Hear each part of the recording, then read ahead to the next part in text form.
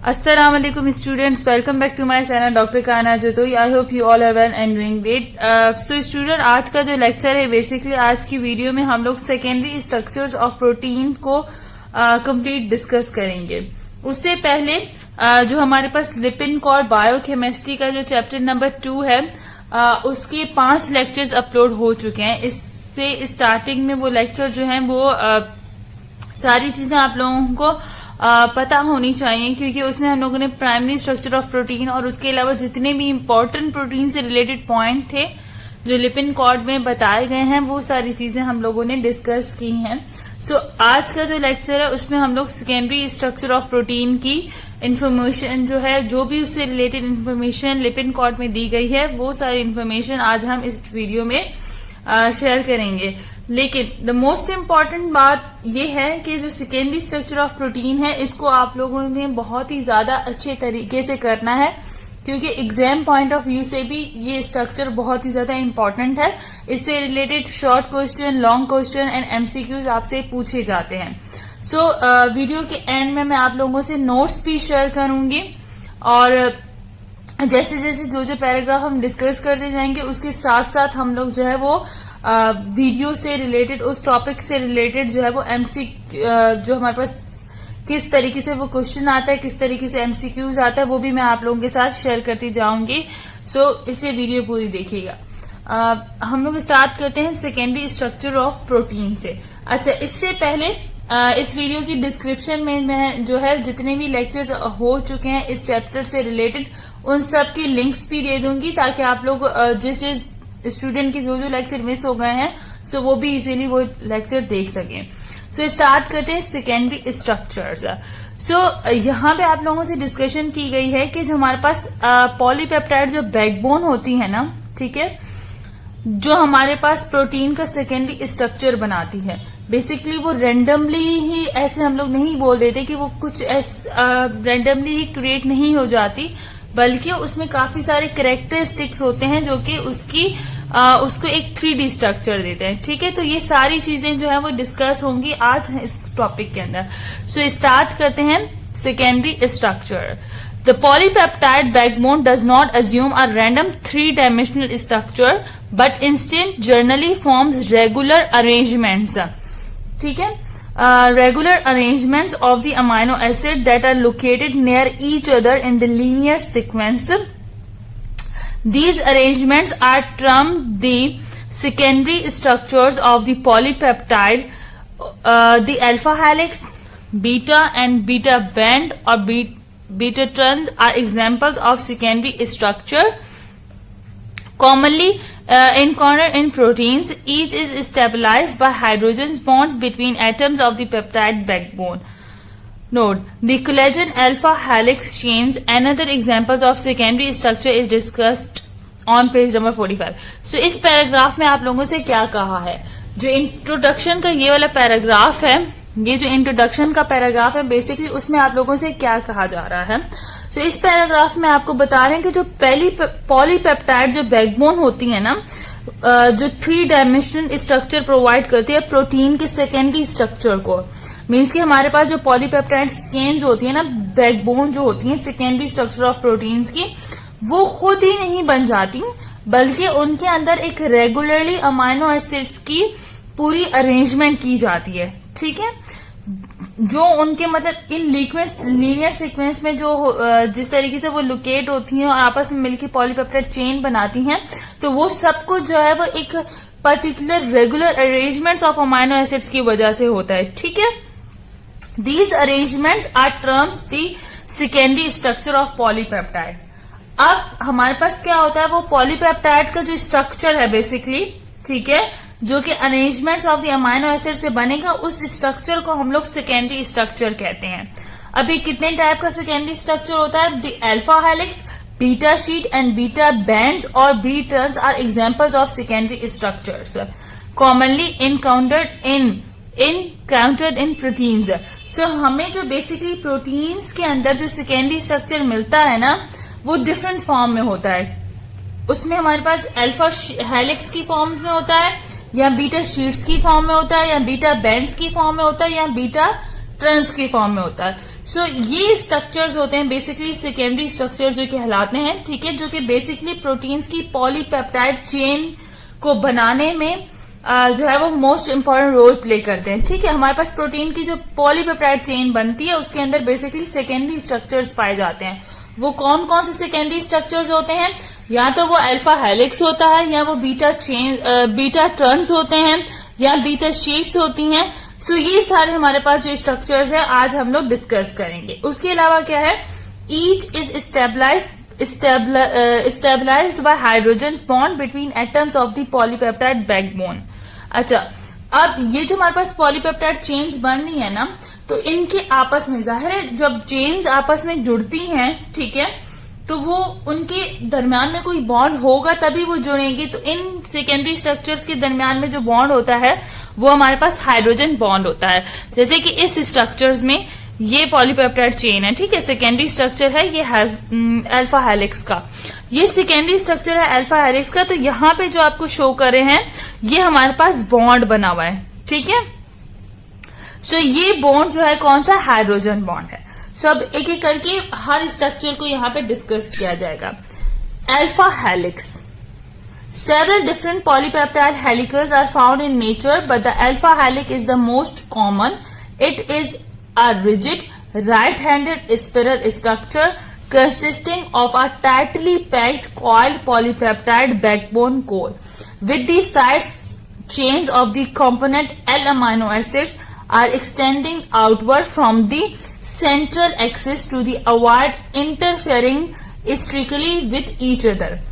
A very diverse group of proteins contain alpha helix. For example, the keratins are family of closely related rigid fibrous proteins whose structures is nearly entirely alpha helical. They are a major component of tissues such as hair and skin. In contrast to keratin, myoglobin, whose structure is also highly alpha helical, is globular flexible molecules found in muscles. अच्छा, यहाँ पे alpha helix के बारे में आपको information दी गई है, ठीक है। पहले पैराग्राफ में आपको सिंपली बताया कि हम सेकेंडरी स्ट्रक्चर्स क्या होते हैं, ठीक है। उसके बाद आप लोग को बताया कि वो कौन कौन से फॉर्म्स के होते हैं। सो हम अल्फा हेलिक्स की फॉर्म में होते हैं, बीटा शेड की फॉर्म में होते हैं, या बीटा बैंड्स की फॉर्म में हमें मिलेंगे। तो अल्फा हेलिक्स अब हैं क्या? बेसिकली जो अल्फा हेलिक्स है ये एक हेलिकल स्ट्रक्चर है। डिफरेंट टाइप की जो पॉलीपेप्टाइड हेलिकल्स होते हैं ना वो नेचर से मिलते हैं, लेकिन जो मोस्ट इंपॉर्टेंट है वो अल्फा हेलिक स्ट्रक्चर होता है जो हमें नेचर में ज्यादा कॉमनली मिलता है, ठीक है।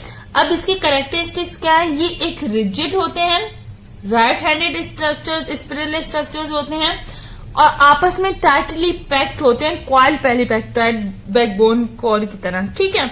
अब क्या करते हैं, coil polypeptide backbone core with the side chains of the component L amino acid extend outward from the center axis to avoid interfering strictly with each other. अब ये देखो, ये हमारे पास क्या है, side chains of the amino acids है, ठीक है। अब ये हमें जो दिया गया है ये स्ट्रक्चर दिया गया है अल्फा हेलिक्स का। ये जो यहाँ पे शो कर रहे हैं ये हमें स्ट्रक्चर शो कर ले, अल्फा हेलिक्स का स्ट्रक्चर शो कर रहे हैं, ठीक है। अब ये एक पॉलीपेप्टाइड चेन है। अब यहाँ पे क्या कह रहे हैं कि इस पॉलीपेप्टाइड चेन के अंदर क्या है कि side chains of the component L amino acid extending outward. अब यहाँ पे जो साइड चेन्स है ना वो आउटवर्ड है, ठीक है, वो आउटवर्ड है, बाहर की तरफ है, ठीक है। इसका रीजन क्या है, ताकि ये बॉन्ड के साथ जो है वो आपस में इंटरफेयर ना कर सके। A very diverse group of proteins contain alpha helix. अब ऐसा स्ट्रक्चर जो है, अब ये साइड चेन है अमाइनो एसिड्स की जो कि आउटवर्ड मूव कर रही है, ठीक है, और इन चेन्स के दरमियान, हेलिकल स्ट्रक्चर्स के दरमियान हमारे पास हाइड्रोजन बॉन्ड दिया गया है। Inter chain hydrogen bond parallel to peptide backbone. इनके दरमियान में क्या हमारे पास हाइड्रोजन बॉन्ड की वजह से ये पॉलीपेप्टाइड चेन मिलके बन रही है, ठीक है। अच्छा, एक और चीज यहाँ पे, अब ये हमें आपसे एमसीक्यूज पूछ सकते हैं कि अल्फा हेलिकल स्ट्रक्चर ज्यादातर कौन से प्रोटीन है जहां पे मिलता है। सो यहाँ पे कुछ एग्जाम्पल दी गए हैं जो आप लोगों को आनी चाहिए. For example, the keratins are a family of closely related rigid fibrous protein whose structure is nearly entirely alpha helix. So यहाँ पे आपको बता रहे हैं कि आपके पास जो है वो nearly helical structure, alpha helical structure कहाँ पे, कैरेटिन्स के अंदर मिलता है. ठीक है, और आपको पता है कैरेटिन्स क्या होते हैं, they are major component of tissue such as hair and skin. हमारी स्किन और हेयर के जो मेजर कंपोनेंट होते हैं उनमें हमें कैरेटिन मिलता है. ठीक है, in contrast to keratin myoglobin whose structure is also highly alpha helical is a globular flexible molecule found in muscles. अच्छा, इसी की तरह से हमारे पास जो है वो जो मायोग्लोबिन होता है जो हमारे मसल्स में पाया जाता है प्रोटीन, उसका स्ट्रक्चर भी अल्फा हेलिकल होता है. मीन्स के वो पॉलीपेप्टाइड चेन भी इस फॉर्म की बनी हुई होती है. ठीक है, अब ये देखो यहाँ पे क्या कहा था आप लोगों से कि ये रिजिड होते हैं, राइट हैंडिंग स्पिरल स्ट्रक्चर्स होते हैं. तो ये राइट हैंडेड स्पिरल स्ट्रक्चर्स हैं. ठीक है, जिनके आपस में बॉन्डिंग किसके थ्रू हो रही है, जो हमारे पास बॉन्डिंग है वो हाइड्रोजन बॉन्ड के थ्रू हो रही है. सो ये हमारे पास क्या है, अल्फा हेलिक का स्ट्रक्चर है. अब इसके मेन पॉइंट्स हैं जो आप लोगों को आने चाहिए. Hydrogen bond, an alpha helix is stabilised by extensive hydrogen bonding between the peptide bond, carbonyl oxygen and amide hydrogen that are a part of the polypeptide backbone. अब ये आपको पता होना चाहिए कि ये जो अल्फा हेलिकल स्ट्रक्चर होता है ना, इसमें हाइड्रोजन बॉन्ड किन स्ट्रक्चर्स के दरमियान बनता है. जो हमारे पास कार्बोनाइल ऑक्सीजन है और अमाइड हाइड्रोजन है, ये हमारे पास पॉलीपेप्टाइड बॉन्ड बनाते हैं. ठीक है, अब यहाँ पे देखो एक अमाइनो एसिड का क्या है हमारे पास, अमाइड ग्रुप है और दूसरे का क्या है हमारे पास कार्बोनाइल. वो आपस में मिलके क्या बना रहे हैं, हाइड्रोजन बॉन्ड्स बना रहे हैं. ठीक है, जो कि इस अल्फा हेलिकल स्ट्रक्चर्स को एक स्ट्रेंथ प्रोवाइड करता है इसकी बैकबोन को. ठीक है, the hydrogen bond extending up and are parallel to the spiral from the carbonyl oxygen of one peptide bond to the amine group of the polypeptide linkage for residue ahead in the polypeptide. अच्छा, अब ये क्या कह रहे हैं, this ensures that all but the first and last peptide bond components are linked to each other through the interchain hydrogen bond. Hydrogen bonds are initially weak but they are collectively serve to stabilize the helical. अच्छा, अब ये क्या कह रहे हैं, जो hydrogen bonds होते हैं ना, अब ये पैरेलल फॉर्म में बन रहे हैं. ठीक है, ये देखो यहाँ पे इस स्पिरल में कैसे बन रहे हैं, पैरेलल बॉन्ड बन रहे हैं. अब एक जो हमारे पास स्टार्ट कहां से हो रहा है, पेप्टाइड बॉन्ड, एक बॉन्ड कहां से, कार्बोनाइल ऑक्सीजन, एक अमाइनो एसिड का कार्बोनाइल ऑक्सीजन से एक्सटेंड करके दूसरे के अमाइड ग्रुप की तरफ जो है वो ये पैरेलल फॉर्म में अटैचमेंट होती है. ठीक है, पेप्टाइड लिंकेज इस तरीके से होती है. ठीक है, for residue ahead in the polypeptide, ताकि फिर वो इस तरीके से फॉर रेजिड्यू भी बच रहे हैं इसके अंदर, ताकि ये स्टेबिलिटी आ सके और बॉन्ड्स बन सके. आगे क्या, this ensure that all the first and last peptide bond components are linked to each other through the interchange hydrogen.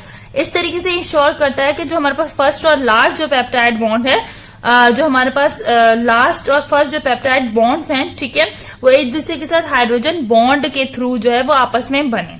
Okay, सो ये मतलब कि आपको ये बताना है सिंपली कि पैरेलल फॉर्म में हमारे पास जो है वो एक अमाइनो एसिड का कार्बोनाइल ग्रुप होगा और दूसरे अमाइनो एसिड का अमाइड ग्रुप होगा. वो आपस में मिलकर हमारे पास एक लॉन्ग पैरेलल चेन की तरीके से बॉन्ड्स बनाएंगे, जिन्हें हम लोग हाइड्रोजन बॉन्ड कह रहे हैं. हाइड्रोजन बॉन्ड वैसे तो इंडिविजुअली जो है वो वीक होते हैं, बट ये कलेक्टिवली, क्योंकि जाहिर से यहाँ पे देखिए कितने सारे हाइड्रोजन बॉन्ड बन रहे हैं, सो ये कलेक्टिवली जब आपस में मिलते हैं ना, तो ये स्टेबिलिटी प्रोवाइड करते हैं उस अल्फा हेलिक्स स्ट्रक्चर्स को. अब है amino acids. Each turn of an alpha helix contain 3.6 amino acid. ये पॉइंट याद रखिएगा, आपसे पूछा जाता है एमसीक्यूज में कि ये ईच टर्न आ रहा है, ये हमारे पास जो ईच टर्न आ रहा है उसमें कितने जो है वो अमाइनो एसिड्स हैं उस अल्फा हेलिक्स स्ट्रक्चर में. तो 3.6 अमाइनो एसिड जो है वो एक टर्न में आते हैं. यहाँ से जो टर्न बन रहा है, यहाँ पे एक टर्न के अंदर 3.6 अमाइनो एसिड्स आते हैं. ये लाइन मार्क कर दें, ये लाइन एमसीक्यूज में आपसे पूछी जाती है, सो ये लाइन आप लोगों ने लाजिम मार्क करनी है. Thus, amino acid spaced 3 or 4 residue apart in the primary sequence are spatially close together when folded in the alpha helix. अच्छा, इसके अलावा जो अमाइनो एसिड जो है वो 3 से 4 जो रेजिड्यू बच जाते हैं प्राइमरी सीक्वेंस के अंदर, वो आपस में बहुत ज्यादा क्लोज हो जाते हैं। बाकी जो रेजिड्यू हमारे पास कंपोनेंट है इसके अंदर, वो सारे आपस में क्या हो जाएंगे, जो है वो बहुत क्लोज आ जाते हैं। ठीक है, सो आपको अमाइनो एसिड का टर्म याद होना चाहिए। Amino acid that disrupt an alpha helix, the R group and amino acids determines its propensity to be in an alpha helix. The proline disrupt an alpha helix because its rigid secondary amino acid is not geometrically compatible with the rigid-handed spiral of the alpha helix. Instead, it is insert a kink in the chain which interacts with the smooth helical structure. Glycine is also a helix breaker because its R group charge or bulky R group such as R group charge because its R group are hydrogens confirms highly flexibility additions amino acids with charge or bulky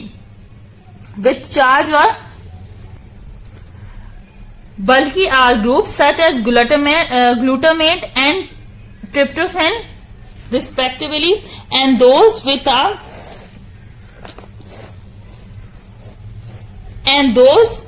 a branch of the beta carbon, the first carbon in the R group, for example valine, have low alpha helix propensity. अच्छा, यहाँ पे क्या कह रहे हैं कि कुछ amino acids ऐसे होते हैं जो कि हमारे पास अल्फा हेलिकल स्ट्रक्चर जो होता है, हमारे पास अल्फा हेलिकल स्ट्रक्चर प्रोटीन्स का होता है, उसको डिस्टर्ब करते हैं। ठीक है, क्योंकि उनकी प्रॉपर्टीज इस तरीके से होती हैं। जैसे हमारे पास R group of amino acids for example, वो उसकी टेंडेंसिटी को प्रोवाइड बताता है कि ये अल्फा हेलिकल स्ट्रक्चर को कितनी, मतलब उसका टेंडेंस है, उसके अंदर कितनी कैपेबिलिटी है कि वो उस अल्फा हेलिकल स्ट्रक्चर्स को जो है वो एक कंपेरेबल वे में उसको वहां पे जाके अटैच हो सके और बॉन्डिंग बना सके। सो कुछ ऐसे अमाइनो एसिड्स होते हैं जो कि उसके उस अल्फा स्ट्रक्चर को डिस्टर्ब करते हैं। ठीक है, अब वो कौन कौन से अमाइनो एसिड्स हैं जो आप लोगों को याद होने चाहिए। हमारे पास जैसे प्रोलीन है। अब प्रोलीन क्या करता है, क्योंकि उसका रिजिड सेकेंडरी अमाइनो ग्रुप है, तो वो ज्योमेट्रिकली कंपैटिबल नहीं होता कि वो राइट हैंडेड स्पिरल जो स्ट्रक्चर है अल्फा हेलिक्स का, उसको वो प्रोवाइड कर सके। ठीक है, इस तरीके से हमारे पास जो है ग्लाइसिन होता है। अब ग्लाइसिन क्या है, वो भी हमारे पास हेलिक्स ब्रेकर है। ठीक है, क्योंकि उसका जो हमारे पास आर ग्रुप है कन्फर्म्स हाईली, उसके अंदर काफी फ्लेक्सिबिलिटी है। हालांकि हमें जो सेकेंडरी स्ट्रक्चर बनता है अल्फा हेलिक्स का, वो बहुत ज्यादा रिजिड होता है और राइट हैंडेड होता है। अब जो हमारे पास ग्लाइसिन है, वो क्या कर रहा है, वो उसे हेलिक्स ब्रेकर किस लिए कह देते हैं, क्योंकि उसके अंदर फ्लेक्सिबिलिटी है। इसी तरीके से हमारे पास जो ग्लूटामेट है और ट्रिप्टोफैन है, ठीक है, ये क्या होते हैं, ये ऐसी ठीक है, अब ऐसी कार्बन की चेन जिनके अंदर हमारे पास जो है वो ग्लूटामेट हमें मिले या हमारे पास ट्रिप्टोफैन मिले, ठीक है, आर ग्रुप्स के अंदर, फर्स्ट आर ग्रुप के अंदर, या वायलिन मिले, तो इन सब की जो है वो हेलिक्स मतलब टेंडेंसिटी जो होती है हेलिक्स स्ट्रक्चर बनाने की, वो बहुत कम होती है। क्यों? क्योंकि या तो फिर ये अमाइनो एसिड्स कुछ ऐसे होंगे कि ये वहां पे उन स्ट्रक्चर्स के साथ बॉन्डिंग अच्छे से नहीं बना सकेंगे दूसरे अमाइनो एसिड्स के साथ, या फिर वो ज्यादा फ्लेक्सिबल होंगे, जो कि हालांकि हमें अल्फा हेलिक्स स्ट्रक्चर के अंदर रिजिडिटी चाहिए, सो इनके अंदर वो रिजिड फॉर्म नहीं मिलती हमें। तो इस वजह से आप लोगों को ये पता होना चाहिए कि एमसीक्यूज आपसे पूछ सकते हैं कि वो कौन कौन से अमाइनो एसिड्स है जो कि डिस्टर्ब करते हैं हमारे पास जो अल्फा हेलिक्स है उसके स्ट्रक्चर को, या फिर उस अल्फा हेलिक्स स्ट्रक्चर को फॉर्म करने में जो है हमें उनके स्ट्रक्चर्स की वजह से मुश्किल होती है। तो वो कौन कौन से अमाइनो एसिड्स हैं? तो बेसिकली ग्लाइसिन को हेलिक्स ब्रेकर कहा जाता है, ये आपको पता होना चाहिए। ठीक है, इसके अलावा जो ग्लूटामेट हो गया, ट्रिप्टोफैन हो गया, ये वेलाइन हो गया, मतलब ऐसी कार्बन चेन जिनके अंदर हमें वेलाइन मिलेगा या ट्रिप्टोफैन मिलेगा या ग्लूटामेट मिलेगा या हमारे पास प्रोलीन मिलेगा, तो वो उस अल्फा हेलिक स्ट्रक्चर को डिस्टर्ब करेंगे, उस अल्फा हेलिक स्ट्रक्चर को अच्छे से फॉर्म नहीं होने देंगी। ठीक है, सो ये पॉइंट आप लोगों को जो है बेसिकली पता होना चाहिए। सो यहां तक आप लोगों से अल्फा हेलिक्स स्ट्रक्चर्स के बारे में क्या क्या डिस्कशन की, सिंपली आप लोगों को बताया। अच्छा, यहाँ पे आप लोगों को सिंपली आप लोगों के साथ जो है वो डिस्कशन जो की गई है उसमें आप लोगों को सिंपल बताया कि हमारे पास जो है सेकेंडरी स्ट्रक्चर क्या होता है। आपको पता होना चाहिए कि जो 3 डायमेंशन सेकेंडरी स्ट्रक्चर होता है बेसिकली उसमें अमाइनो एसिड की डिफरेंस हमें लीनियर सीक्वेंसेस मिलती हैं, ठीक है। वहां पे भी जो अमाइनो एसिड्स होते हैं उनकी जो पॉलीपेप्टाइड चेन्स होती हैं और वो भी कुछ अलग मैनर में कुछ अलग करेक्टरिस्टिक्स के साथ जो है वो आपस में बॉन्ड बनाती हैं, ठीक है। इसी तरीके से फिर उनको फ्लेक्सिबिलिटी मिलती है।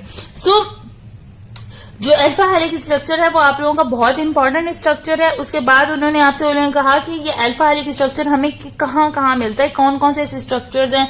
लाइक हमारी बॉडी में जो है ये मेनली हमें जो हमारा कैरेटिन है, ठीक है, उसकी फॉर्म में हमें कहाँ पे हेयर्स में और स्किन में मिलता है, ठीक है। इसके अलावा हमारे पास जो मसल्स मायोग्लोबिन प्रोटीन होता है उसमें भी हमें अल्फा हेलिकल स्ट्रक्चर मिलता है। उसके अलावा आपसे कहा, अच्छा ये अल्फा हेलिकल स्ट्रक्चर की डायग्राम है, अगर ऐसी डायग्राम आप लोग अगर शॉर्ट नोट आ जाता है और इस तरीके से बना लेते हो तो आप लोग इजीली जो है वो एक अच्छा एग्जामिनर पे इफेक्ट पड़ेगा, बट जरूरी नहीं होती, ठीक है। उसके अलावा आपको पता होना चाहिए कि हाइड्रोजन बॉन्ड कहाँ पे बनता है, कौन से ऐसे अमाइनो एसिड्स के पॉइंट्स होते हैं या लिंकेज होती है जहां पे हाइड्रोजन बॉन्ड बनता है। उसके अलावा अमाइनो एसिड के कितने पर टन जो है वो कितने अमाइनो एसिड होते हैं वो भी आपको पता होना चाहिए। उसके अलावा जो अमाइनो एसिड्स है वो कौन कौन से अमाइनो एसिड्स हैं जो अल्फा हेलिक्स के स्ट्रक्चर को जो है वो डिस्टर्ब करते हैं, ठीक है। तो यहां तक ये सिर्फ अल्फा हेलिक्स के बारे में था।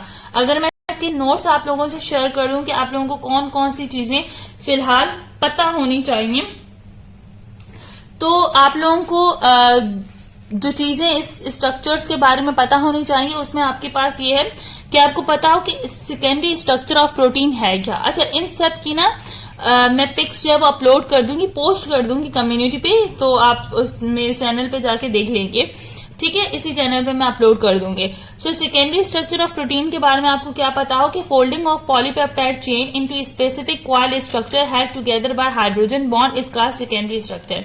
मीन्स सेकेंडरी स्ट्रक्चर क्या है कि जो पॉलीपेप्टाइड चेन्स होती हैं अमाइनो एसिड्स की, वो जब आपस में जो है वो स्ट्रक्चर कॉइल होते हैं, सो वो आपस में जब मिलते हैं हाइड्रोजन बॉन्ड की मदद से तो वे एक स्ट्रक्चर बनाते हैं।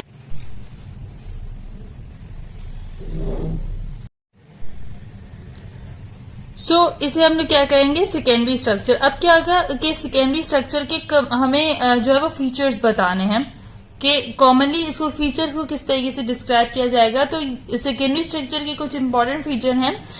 Feature is describe the folding and coiling of the peptide bond. Basically जो सेकेंडरी स्ट्रक्चर ऑफ प्रोटीन होता है वो हमें जो फोल्डिंग एंड कॉइलिंग जो होती है पेप्टाइड चेन की वो हमें बताता है। प्रोटीन अज्यूम्स 3D स्ट्रक्चर, इस तरीके से प्रोटीन्स को अज्यूम किया जाता है as a 3D structure. Helically coiled, zigzag, linear और मिक्स फॉर्म। ये हेलिकली कॉइल भी हो सकते हैं, जिगजैग फॉर्म में भी हो सकते हैं, लीनियर और मिक्स फॉर्म में भी हो सकते हैं, ठीक है। एंड मोस्ट इंपॉर्टेंट बात कि ये जो बता रहा है कि जिगजैग फॉर्म में हो सकते हैं या हेलिकली क्वाइल्ड होते हैं या मिक्स होते हैं, तो ये सेकेंडरी स्ट्रक्चर के तो दूसरे फॉर्म्स हैं उन सबको कलेक्टिवली मिला के बता रहा है कि ऐसी फॉर्म हमें मिल सकती है। In peptide bond the nitrogen of amino group is positively amide group is positive charge while oxygen of carbonyl group is negatively charged. This lead to the hydrogen bonding between these two of different units. Basically यहाँ पे जो है amide group के hydrogen और जो हमारे पास जो ऑक्सीजन होगा कार्बोनाइल ग्रुप का वो आपस में मिलके क्या बनाएंगे, हाइड्रोजन बॉन्डिंग बनाएंगे। तो सेकेंडरी स्ट्रक्चर ऑफ प्रोटीन्स में हमें हाइड्रोजन बॉन्डिंग मिलती है। अब सेकेंडरी स्ट्रक्चर ऑफ प्रोटीन कितने टाइप्स के होते हैं, they are the following types of secondary structure. Alpha helix भी होते हैं, बीटा शीटेड भी होते हैं जिसमें हम लोग बीटा प्लेटेड शीटेड भी पढ़ेंगे, और बीटा टर्न्स के बारे में भी हम लोग जो है वो डिस्कस करेंगे, और बीटा बैंड्स के बारे में भी और बीटा शीट्स के बारे में भी, ठीक है। उसके अलावा सुपरली सेकेंडरी क्वाइल्स हैं, उनके बारे में भी थोड़ा सा नोट्स में हम लोग जो है वो डिस्कस कर लेंगे, ठीक है। इसके बाद ये कुछ पॉइंट है अल्फा हेलिक्स से रिलेटेड जो आप लोगों को आने चाहिए कि बेसिकली हमारे पास जो है वो अल्फा हेलिक्स का स्ट्रक्चर है क्या। So it is most common type of the protein structure. It is spirally coiled structure assumed by a peptide chain. It is formed due to the interchain hydrogen bonding between the carbonyl group of the each amino acids and the amide hydrogen that are part of the polypeptide chain. वही वाले point जो book में दिए गए थे, जो आप लोगों से डिस्कस हुए थे कि अल्फा हेलिक स्ट्रक्चर जो होता है वो बहुत ही common type of protein structure है, जो कि कॉमनली हमें मिलता है सेकेंडरी स्ट्रक्चर ऑफ प्रोटीन्स में. ये स्पेरली क्वाइल्ड होते हैं, ठीक है. इसके अलावा जो है इनका जो बॉन्ड बनता है वही हाइड्रोजन एंड हमारे पास जो अमाइड ग्रुप है उसका हाइड्रोजन और जो कार्बोनाइल है उसके ऑक्सीजन आपस में मिलकर यहाँ पे प्रोटीन्स का जो स्ट्रक्चर होता है बेसिकली हाइड्रोजन बॉन्ड वो क्रिएट करते हैं इनके दरमियान, ठीक है. इसके अलावा आपको फीचर्स के कुछ पॉइंट पता होने चाहिए कि about 3.6 amino acid residue in one complete turn के अंदर, ये पूरा जो कंप्लीट टर्न है, इस पूरे कंप्लीट टर्न के अंदर हमें 3.6 अमाइनो एसिड्स मिलेंगे. द पिच डिस्टेंस ट्रेवल पर टर्न इज 0.5 नैनोमीटर. अच्छा, ईच टर्न के दरमियान जो हमारे पास जो ट्रेवल होगा, मीन्स के जो डिस्टेंस होगा वो कितना होगा, 0.5 नैनोमीटर का. And the rise space among each amino acid is 0.15 nanometre. और देखो ईच अमाइनो एसिड के दरमियान में हमें जो मिलेगा जो हमें डिस्टेंस मिलेगा ईच अमाइनो एसिड में वो हमें 0.15 का मिलेगा. लेकिन ईच टर्न के अंदर जो हमारे पास है वो हमारे पास कितना डिस्टेंस है, 0.54 नैनोमीटर का. मतलब इस पूरे टर्न के अंदर कितना हमें मिल रहा है, 0.5 नैनोमीटर का. Give strength and elasticity to the protein. ये स्ट्रक्चर जो है वो स्ट्रेंथ और इलास्टिसिटी देता है इस प्रोटीन को. इसके अलावा मे बी राइट और लेफ्ट हैंडेड, ये राइट हैंडेड भी हो सकते हैं और लेफ्ट हैंडेड भी हो सकते हैं, ठीक है. ये नोट्स में हम लोग आपको बता रहे हैं. उसके अलावा एग्जाम्पल आप लोगों को याद होनी चाहिए. Protein of the hair, nails and skin, keratin is rich. Examples में क्या है कि हमारे पास जो protein of hair, nails and skin, keratin is rich in alpha helix. Hairs में और नेल्स में और स्किन में जो है वो कैराटिन जो रिच अल्फा हेलिक्स में की फॉर्म में मिलता है. Proline never. सो नॉर्मली जो है वो प्रोलीन अल्फा हेलिक्स स्ट्रक्चर में नहीं मिलता क्योंकि वो इसके स्ट्रक्चर को जो है वो रजिस्ट्री नहीं प्रोवाइड करता. Common amino acids found in alpha helix are the alanine, leucine and phenylalanine. Commonly जो अल्फा हेलिक्स में अमाइनो एसिड्स मिलते हैं उसमें एलेनिन, ल्यूसीन एंड फिनाइललाइन है. उसके अलावा एग्जाम्पल हमारे पास क्या है इनकी, जहां पे हमें जो है वो अल्फा हेलिक्स स्ट्रक्चर्स मिलता है वो हमें हीमोग्लोबिन में, मायोग्लोबिन में और कैराटिन में मिलता है. सो ये कुछ एग्जाम्पल्स हैं जो आप लोगों को लाजमी आनी चाहिए, ठीक है. सो मैं इसके साथ साथ इन नोट्स की जो है वो पिक्स भी इसी लेक्चर्स में प्रोवाइड कर दूंगी ताकि आप लोग इजीली जो है वो हर चीज आप लोगों को समझ आ सके. आई होप कि अब जो हमारे पास सेकेंडरी स्ट्रक्चर्स में पहली जो टाइप थी अल्फा हेलिक्स की वो आप लोगों को समझ आ गई होगी. लेकिन फिर भी कोई क्यूरी हो तो आप कमेंट सेक्शन में मुझे बता सकते हैं. इसके अलावा जो है आगे चल के हम लोग बीटा शीट्स, बीटा ट्रेंड्स वगैरह जो है वो कंप्लीट करेंगे सेकेंडरी स्ट्रक्चर से रिलेटेड और ताकि आप लोगों का ये पूरा जो टॉपिक है वो कंप्लीट हो जाए. Till that Allah Hafiz guys.